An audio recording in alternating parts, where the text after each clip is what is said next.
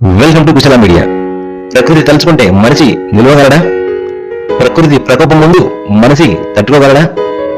అలాగని తనను నాశనం చేస్తూ మానవుని మనవలకే ముప్పు తీసుకువచ్చేలా మనిషి ప్రవర్తిస్తున్నా చూస్తూ ఊరుకోవాలా అంటే కాదనే సమాధానం ఎదురవుతుంది. ప్రకృతి ప్రకోపిస్తే, వాన చింకు విలయం సృష్టిస్తే, కొండలు అమాంతం కదిలిస్తే, కట్టుకున్న ఇళ్లను ఉన్నపరంగా కబలిస్తే, ఇలాంటి ఊహ మదిలో మెదిలితేనే గుండె జల్లుమంటుంది. అప్పటి వరకు నిశ్చింతగా ఉన్న పశ్చిమ కన్మలు ప్రళయం సృష్టించాయి.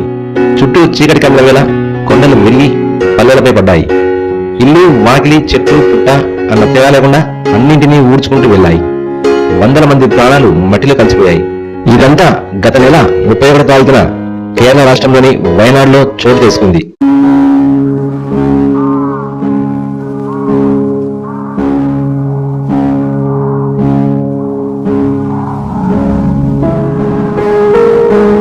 పశ్చిమ కన్మలు మన భారతదేశం మ్యాప్ లో పడమటి వైపున గుజరాత్ నుంచి మొదలై మహారాష్ట్ర, కర్ణాటక, గోవా, కేరళ మీదుగా తమిళనాడులోని కన్యాకుమారి దాకా దాదాపు 1600 కిలోమీటర్ల పొడవున ఒక పచ్చడి గీతగా విస్తరించిన పర్వత శ్రేణులు.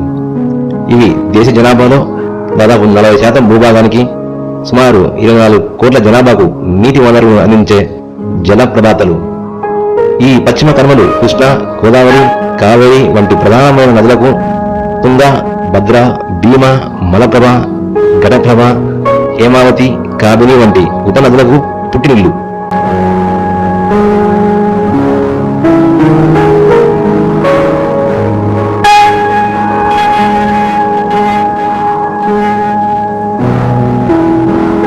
భారతదేశంలో అంతరించిపోతున్న జీవజాతులలో దాదాపు 325 జీవజాతులు ఈ పశ్చిమ కన్మలలో మనుగడ కొనసాగిస్తున్నాయి.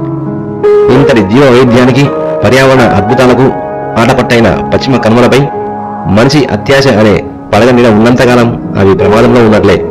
వాటితో పాటే మనుషులు కూడా చాలా ప్రమాదంలో ఇరుక్కున్నట్లే. గత నెల అర్ధరాత్రి ఏం జరిగింది? కేరళలోని వయనాడ్ జిల్లా ప్రకృతి ప్రకోపంతో అల్లకల్లోలమైంది. మెప్పడి, మండక్కై, చురామల్, అట్టమల, నూల్పుజ గ్రామాల్లో సోమవారం, మంగళవారాల్లో వర్షం బీభత్సం సృష్టించింది. కొండ చర్యలు విరిగిపడి గ్రామాలను తుడిచిపెట్టుకుపోయింది. వందల ఇళ్లు నేలమట్టమయ్యాయి. వందల మంది బూజ మట్టిలో కూరుకుపోయి ప్రాణాలు కోల్పోయారు. ఈ ప్రళయంలో టీవీ ముందు కూర్చున్న వారు, సోఫాలో కూర్చున్న 5 కుటుంబ సభ్యులు కొండ చర్యల దాటికి అదే సోఫాలో విగత జీవులుగా మారిపోయారు.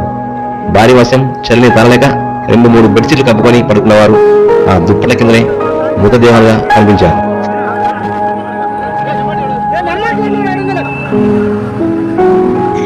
కేరళ విపత్తుకు మానవ తప్పిదాలే కారణమా అంటే అవుననే చెప్పవచ్చు.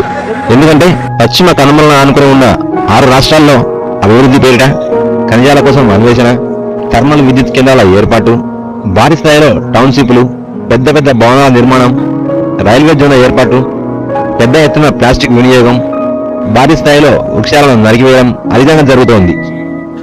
మనిషి అత్యాశకు పోయి విచ్చలవిడిగా ఇష్టానుసారంగా తన స్వార్థం కోసం వాడుకోవడం వల్లే ప్రకృతి విపత్తులు సంభవిస్తున్నాయంటూ 2010 సంవత్సరంలో మాధవ్ గాడ్గిల్ కమిటీ కేరళ ప్రభుత్వానికి నివేదించింది.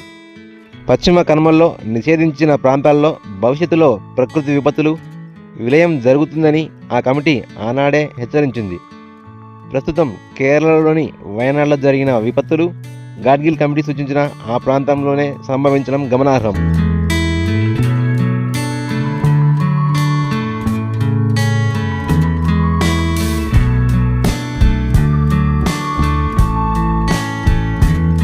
పశ్చిమ కన్మల కొండల్లో 70% ప్రదేశం నిషేధిస్తే ప్రజల జీవనోపాధి, అభివృద్ధికి ఆటంకమంటూ ప్రభుత్వం గాడ్గిల్ కమిటీ నివేదికను పక్కన పెట్టి కస్తూరి రంగన్ కమిటీని నియమించింది.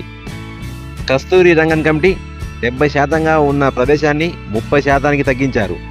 దీంతో పశ్చిమ కన్మల్లో మానవ కార్యకలాపాలు పెరిగి ప్రకృతి విపత్తులు సంభవిస్తున్నాయి. కేరళలో జరిగిన ప్రకృతి విలయంలో ఇప్పటి వరకు 300 మంది ప్రాణాలు కోల్పోగా వందలాది మంది నిరాశ్రయులై రోడ్డు పక్కన బతికిస్తున్నారు. Please like, share, subscribe Kushala media.